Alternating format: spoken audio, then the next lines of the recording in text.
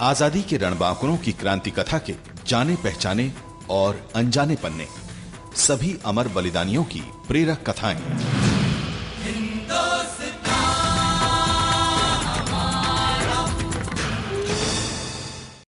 ठाकुर सरजू प्रसाद सिंह एक ऐसे क्रांतिकारी थे जिन्होंने बार बार अंग्रेजों को लोहे के चने चबवाए थे।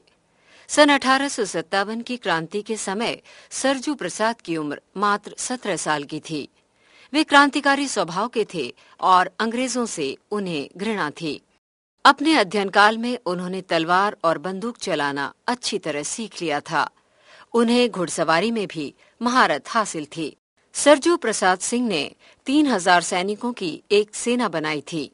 क्रांति के पथ पर जो पहला काम उन्होंने किया वो था कंपनी सरकार द्वारा नियुक्त तहसीलदार को मारकर रियासत का प्रशासन अपने हाथ में लेना। इसके अलावा उन्होंने कंपनी सरकार की घुड़सवार सेना पर अधिकार करके अपने घुड़सवार नियुक्त कर दिए थे। 1857 की क्रांति के समय 30 अक्टूबर और 4 नवंबर को अंग्रेजों ने सरजू प्रसाद पर दो तरफा हमला किया। सरजू प्रसाद ने अंग्रेजों की संयुक्त सेना को तहस नहस करके उसके हथियार लूट लिए। 6 नवंबर को मुरवाड़ा के समीप एक बार फिर अंग्रेजी सेना को सरजू प्रसाद के हाथों परास्त होना पड़ा। अपनी निरंतर पराजयों से खिन्न होकर अंग्रेजों ने एक विशाल सेना 14 नवंबर को जबलपुर से भेजी।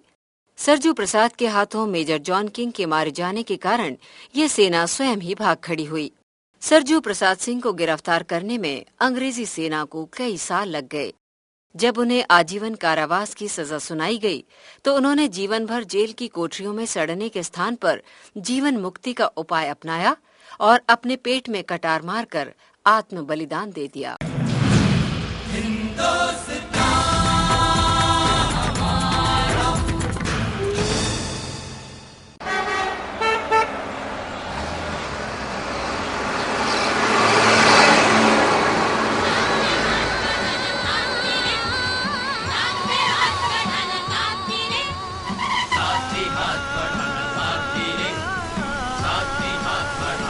सुन रहा है ना?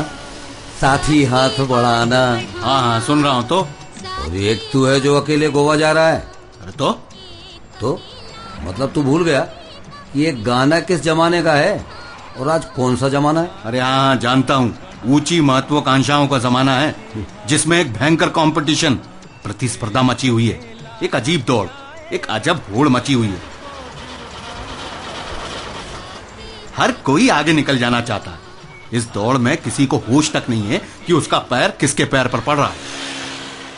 अरे गजब है यार, तू तो नेताओं की तरह भाषण देने लगा। अरे मैं तो सिर्फ गोवा साथ चलने की बात कर रहा था। वो सुन, मैं गोवा नहीं जा रहा हूँ। गोवा नहीं जा रहा? क्यों? प्रोग्राम कैंसिल हो गया। तेरी ये जो वक्र दृष्टि है ना, वो पड़ गई है उस पर। तभी तू पिन्नाया हुआ है। डोंट वरी, अपन चलते हैं साथ। आज क्यों हो रहा है? अरे किस साथ की बात कर रहा है ये? आज जब भीड़ में भी आदमी अकेला है, कंबाइंड फैमिलीज, संयुक्त परिवार टूट रहा है, न्यूक्लियर फैमिलीज बन रही है, पति पत्नी और बच्चों के परिवारों में भी पति और पत्नी स्वतंत्र ध्रुव बनते जा रहे हैं। और तू किस साथ की बात कर रहा है? लगता है बेटा आज कोई गहरा झटका खा गए। ए छोटू। जी मालिक। जरा इधर 3 गुलाबी स्पेशल लगाना। जी। हमें बताओ बेटा क्या हुआ? कुछ नहीं कजविए दादा, बस ये है ना, इसने मेरा मूड ऑफ कर रखा। हाँ वो तो दिख ही रहा है। देखो कह देने से मन हल्का हो जाता है, फिर अब 1 से 2 और 2 से 4 जुट जाते हैं तो बड़ी बड़ी विपदा आसान हो जाती है। कोई खास बात हो तो हम लोगों को बताओ। कहा ना दादा, कोई खास बात नहीं है। अब कई बार जरा सी बात भी मन को चुभ जाती है। और सुन, तू गोवा चलना चाहता है ना, चल चल मेरे साथ। ये हुई ना बात। हुई ना बात। चाय का असर हो गया। अरे गोवा तो मस्ती की जगह है ही, वहाँ से कन्याकुमारी चलेंगे और फिर पोर्ट ब्लेयर। Port Blair? वहाँ क्यों चलेंगे? वहाँ आलू के पराठे बड़े अच्छे बनते हैं। सुना गजबिया काका, आपका ढाबा छोड़कर ये पोर्ट ब्लेयर आलू के पराठे खाने जा रहा है। वहाँ सेलुलर जेल है जहाँ आजादी की लड़ाई में पकड़े गए क्रांतिवीरों को देश निकाले के बाद रखा जाता था। और अब तो वो आजादी के महासमर का महान तीर्थ स्थल बन गया है। हाँ। बिल्कुल ठीक कह रहे हो भैया, वाह वाह वाह। पोर्ट ब्लेयर जाओ तो सेलुलर जेल की दहलीज को जरूर माथा टेक कर आना। अब तो गजबीये दादा ने भी टूर प्लान कर दिया है। देखो बेटा, आजादी की लड़ाई के दौरान जो बुनियादी चीज आज याद रखने लायक है वो है एकता। हाँ काका, एकजुटता। ठीक। जो लड़ाई में राजा महाराजा, सामंत, सिपाही, किसान, कमलकार, आम आदमी सभी एक साथ एकजुट होकर लड़े। यहाँ तक कि दूर जंगल में रहने वाले आदिवासी भाई भी। हम जीते तो इसी एकता से, और जहां हारे वहां एकजुटता की कमी के कारण। तो आज हम एक ऐसे क्रांतिकारी की कहानी सुना रहे हैं जो अपनी मंजिल पाने के लिए सबको एकजुट रखने में जुटा रहा। कौन था काका वो? बताओ ना। वो था जबलपुर जिले का अमर सेनानी, विजय राघवगढ़ का राजा ठाकुर सरजू प्रसाद। ठाकुर सरजू प्रसाद? ठाकुर सरजू प्रसाद के बारे में विस्तार से बताओ ना हम सबको। हाँ बताइए ना गजबीये दादा। तो सुनो, अक्टूबर 1857 आजादी के महासमर का वर्ष। विजय राघवगढ़ में घटनाएं बहुत तेजी से घट रही थी।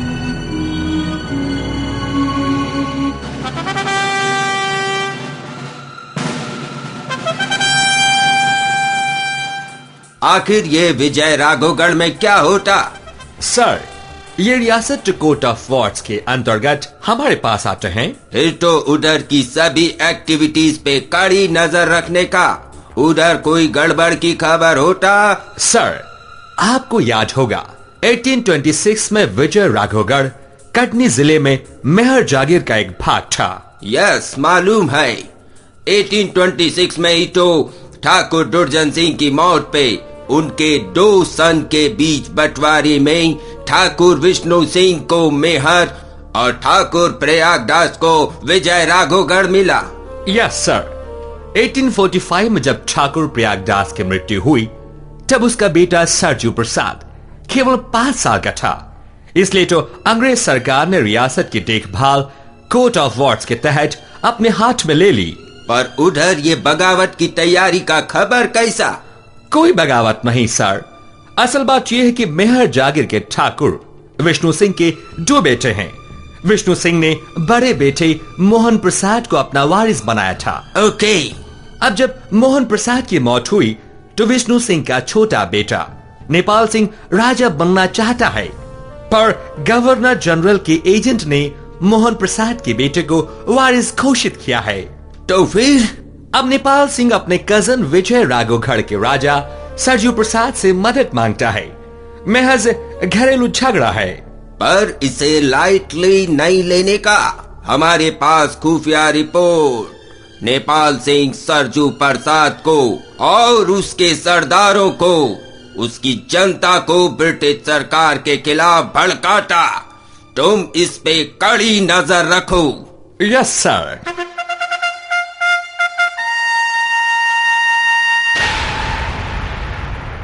कमिश्नर कटनी की खबर बेबुनियाद नहीं थी। सन 1857 में जब जबलपुर में विद्रोह सुलगा तो विद्रोह की आग कटनी जिले में भी फैल गई।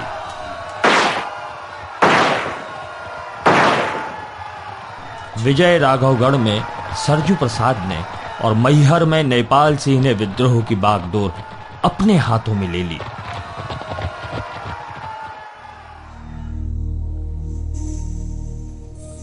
देखा तुम, वही हुआ ना जिसका हमको डर था। बगावत, ओ बगावत। आखिर विजय राघवगढ़ का राजा बगावत किया। तहसीलदार साबित अली और उसका सईस को मारा, उनका सब प्रॉपर्टी लूटा, थाने पे कब्जा किया और चुके ही के डाक बाबू को कैद किया। पूरा का पूरा बगावत किया। सर, ये सारा नेपाल सिंह का खेल था।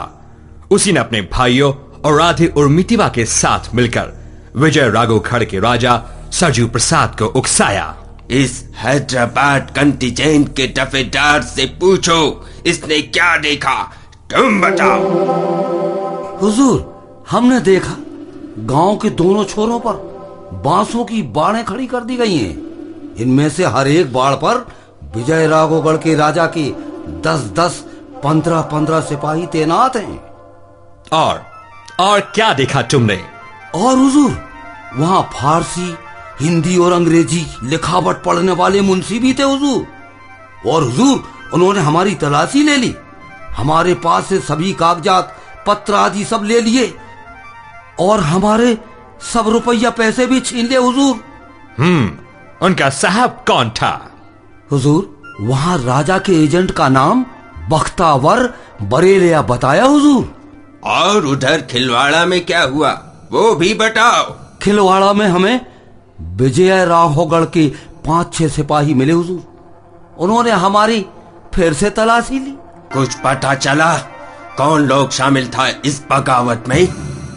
यस सर, राजा सरजू प्रसाद के करीब 3000 लोगों के साथ शाहगढ़ और मानगढ़ के राजे और साथ ही नारायणपुर के ठाकुरों के मिल जाने के कारण विद्रोहियों की संख्या काफी अधिक हो गई है। विद्रोहियों में लाला छटर सिंह, दीवान शारदा प्रसाद, गणेश जू, बुद्धि सिंह, मुकुंद सिंह, दीवान दलगंजन सिंह, बीरू मिस्त्री, शिवलाल बारी खिलेदार और खिलवाड़ा का थानेदार राम प्रसाद आदि प्रमुख हैं। और उनका लीडर कौन होता? विजय राघवगढ़ का राजा सरजू प्रसाद और मेहर का नेपाल सिंह। वो कहते हैं ना, दुश्मन का दुश्मन दोस्त होता है। सो विजय राघवगढ़ से पुरानी दुश्मनी निकालने के लिए रीवा राज्य ने अंग्रेजों से संधि कर ली।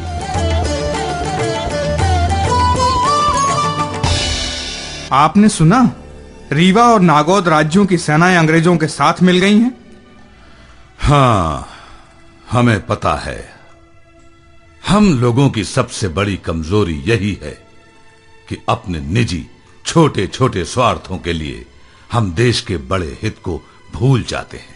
अरे फिरंगियों को हमारी इस कमजोरी का पता है और वो इसका पूरा पूरा लाभ उठाते हैं। माना रीवा और नागौद राज्यों को अंग्रेजों से हाथ मिलाकर ब्रिटिश सरकार के स्वामी भक्त होने का तमगा मिल जाएगा और उनकी गद्दी भी सलामत बनी रहेगी।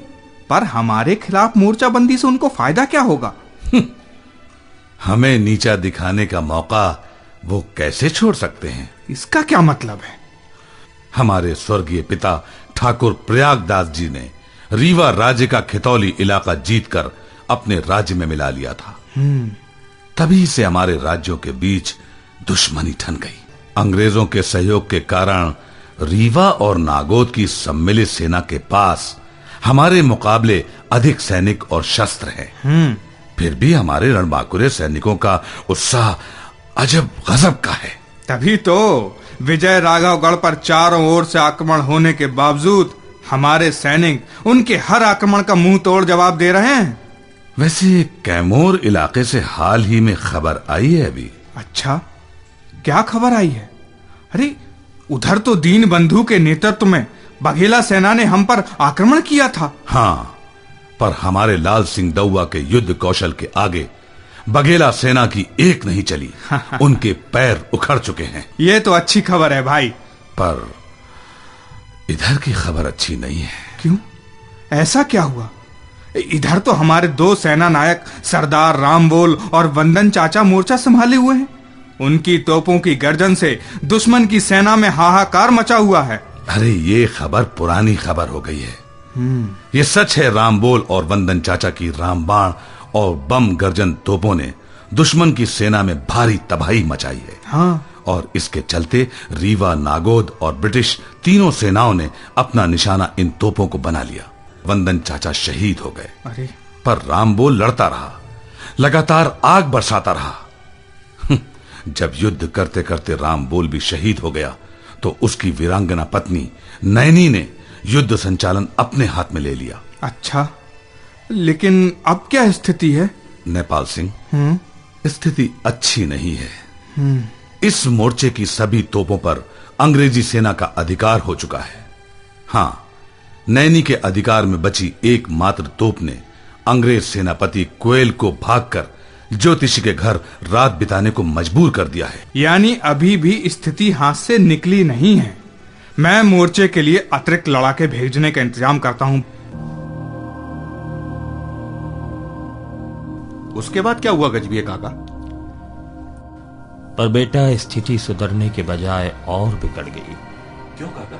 बंगाल सेना दमोह और सागर में विद्रोह कुचलने के बाद विजय राघवगढ़ आ पहुंची। इससे स्थिति एकदम बदल गई। रीवा की सेना ने दुगने उत्साह से विजय राघवगढ़ के किले पर आक्रमण कर दिया। फिर नैना का क्या हुआ गजबीये काका? नैना भी मारी गई।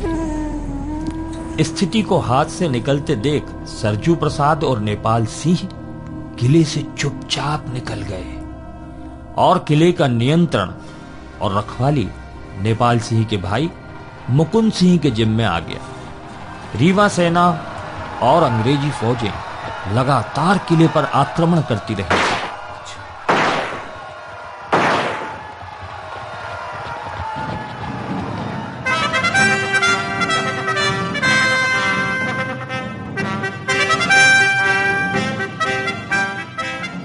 Oh, congratulations, Mr. Osborne. Oh, thank you, Mr. Commissioner.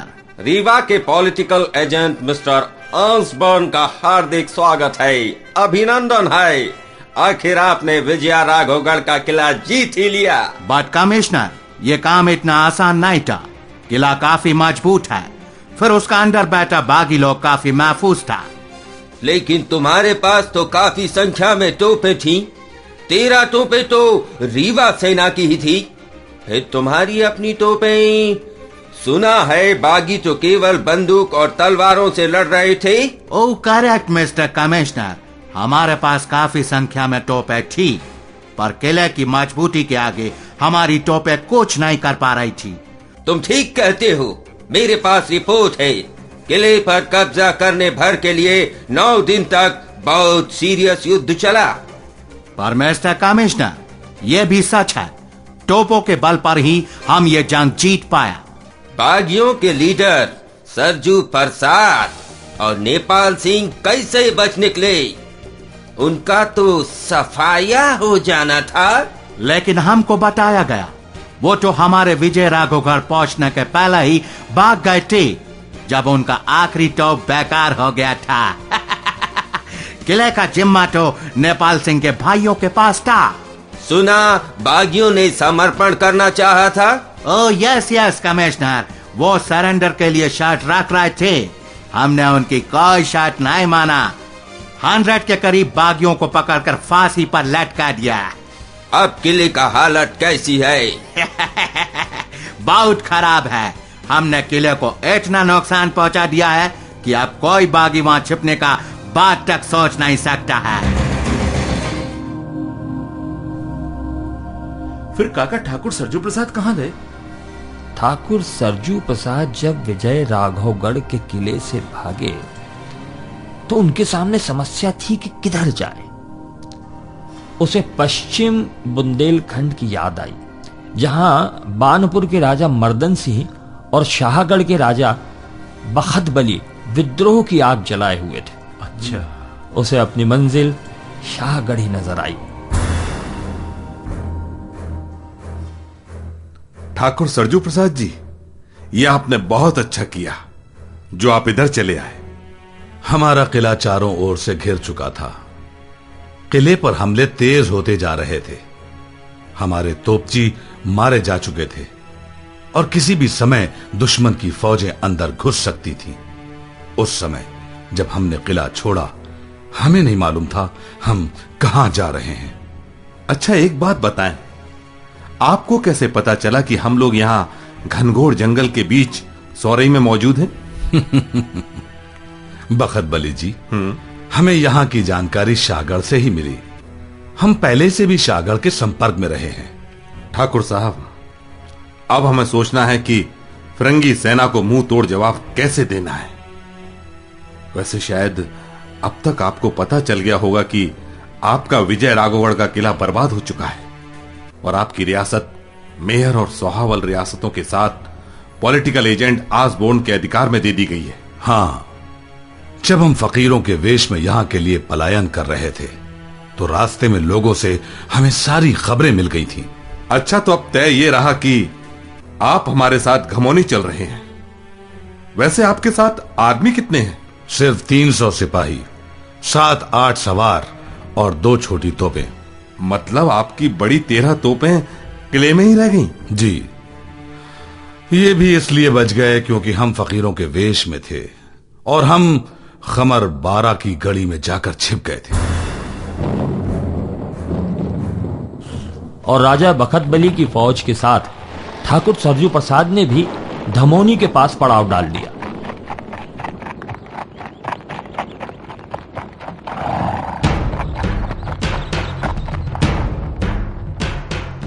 राजा साहब का इकबाल बुलंद हो। आओ सामंत, क्या खबर लाए हो? हुजूर, खबर मिली है कि अंग्रेजी फौज नारहट की ओर बढ़ रही है। यानी हमें नारहट की ओर कूच करना होगा। सुन रहे हो ना ठाकुर साहब? हाँ, हम सुन रहे हैं। तो जल्दी ही इम्तिहान की घड़ी आ गई। इम्तिहान की नहीं ठाकुर साहब, प्रतिशोध की घड़ी कहिए, प्रतिशोध। हुजूर, खबर है कि ब्रिटिश फोर्स को परोल गांव पहुंचना होगा। परोल गांव के पास ही विद्रोही सेना और ब्रिटिश फोर्स के बीच घमासान युद्ध हुआ।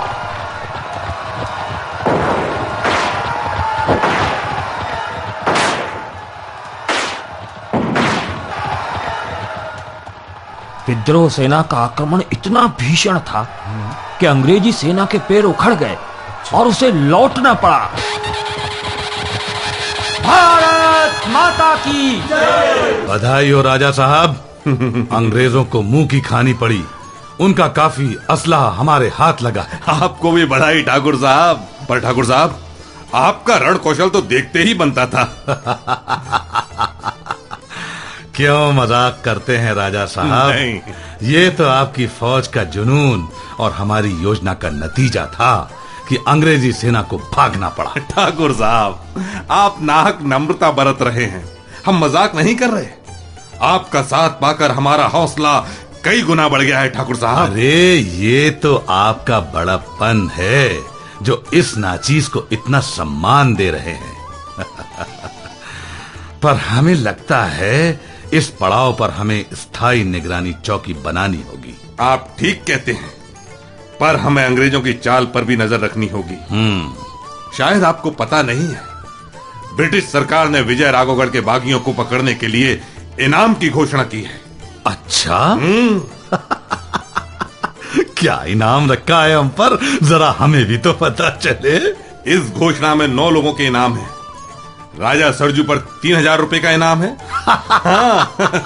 और सरजू प्रसाद के बहनोई छतर सिंह पर 300 रुपए, दीवान शारदा प्रसाद पर 300 रुपए, दीमान दल गंज सिंह पर 200 रुपए, अच्छा, जमादार बीजू मिस्त्री पर 100 रुपए, और ये किलेदार शिवलाल बर्री पर भी 100 रुपए, और किलवारा थानेदार राम प्रसाद पर भी 100 रुपए इनाम रखे।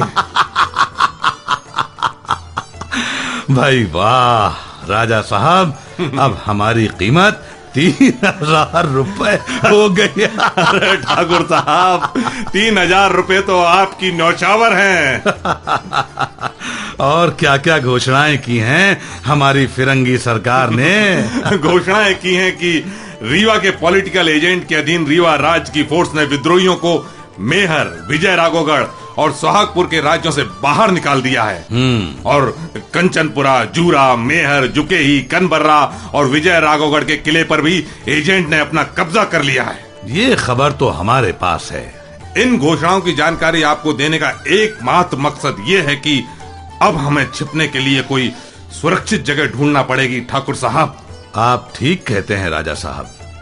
अब तो भेष बदल कर रहने में समझदारी है। सो तो ठीक है, पर हमें अंग्रेजों को अपने क्षेत्र से बाहर भगाने के लिए सब ओर से सहयोग जुटाना होगा। अपनी खोई शक्ति फिर से संजोने के लिए ठाकुर सरजू प्रसाद सब ओर से सहयोग जुटाने में जुट गए। ठाकुर साहब, आपने 21 मार्च 1858 को तात्या टोपे को जो पत्र लिखा था, उसका जवाब आया है। उन्होंने क्या उत्तर दिया है? बड़ा ही उत्साहवर्धक उत्तर दिया है। अच्छा? लिखा है, ठाकुर सरजू प्रसाद जी, हमें खुशी है कि आप बानपुर के राजा मर्दन सिंह और शाहगढ़ के राजा बखत बली के साथ मिलकर अंग्रेजों को भारत से मार भगाने के यज्ञ में जुटे हैं। हाँ, उधर अंग्रेजों को सबक सिखाने का काम आप लोग करें, इधर हम झांसी की रानी लक्ष्मीबाई का साथ देने के लिए झांसी की ओर जा रहे हैं। आशा है जल्दी ही कहीं मुलाकात होगी। सचमुच हाँ, बड़ा उत्साह बढ़ाने वाला जवाब है। ऐसा ही जवाब नाना साहब पेशवा का आया है। उन्होंने लिखा है, हमारी प्रतिज्ञा है, हम किसी भी कीमत पर अपनी आजादशाही को नहीं गंवा सकते। ध्यान रहे, बादशाही नहीं, आजादशाही। हमें खुशी है आप सभी राजा हमारे साथ हैं। ईश्वर ने चाहा तो हम जल्दी ही मिलेंगे। सचमुच बड़ा प्रेरणादायक और महत्वपूर्ण ऐतिहासिक पत्र है ये। आप ठीक कहते हैं राजा साहब। ये पत्र हमारे संकल्प को नई शक्ति प्रदान करते हैं। वाकई, क्योंकि ये हमें एक दूसरे से जोड़ने के साथ हमारी हिम्मत भी बढ़ाते हैं। ये सूबेदार बहादुर सिंह जी ने लिखा है। अच्छा, लिखते हैं, जीवन में कई बार ऐसे अवसर आते हैं जब अपने प्राण बचाना जरूरी होता है, पर जीवन में कभी कभी ही ऐसे अवसर आते हैं जब अपनी जान निछावर कर देना सौभाग्य कारक होता है। हमारी रक्त की हर बूंद से हजारों वीर उठ खड़े होंगे जो उन्हें देश से बाहर खदेड़ कर ही दम लेंगे।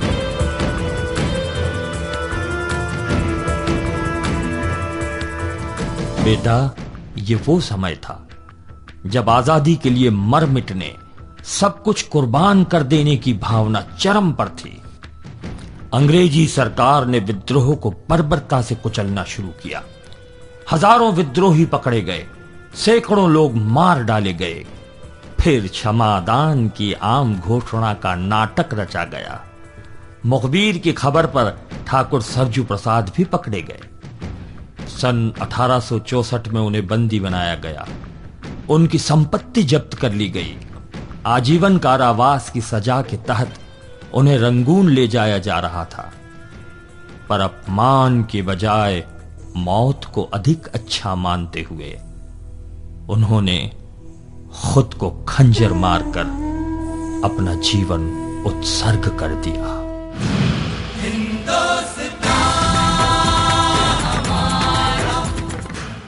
निर्देशन प्रमोद शर्मा, परिकल्पना श्रीराम तिवारी, समन्वय संजय यादव, निर्माण और प्रस्तुति स्वराज संस्थान संचालनालय, मध्य प्रदेश शासन संस्कृति विभाग।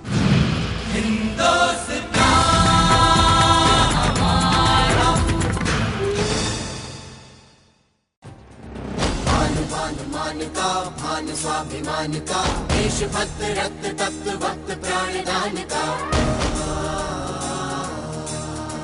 अधीर मन अधीर तक लब्ध वेग बाण का, भय विहीन लक्ष्यहीन प्रवास है प्रयाण का। सुराज्य हो स्वराज्य हो, ध्यास है ये प्राण का, ध्यास है ये प्राण का, ध्यास है ये प्राण का। दिल मिलाया दम्भ जो विरोध जन्म ले रहा, कुचल दिया था स्वाभिमान जिंदा फिर से हो रहा। जननायक, स्वाधीनता संघर्ष की महागाथा।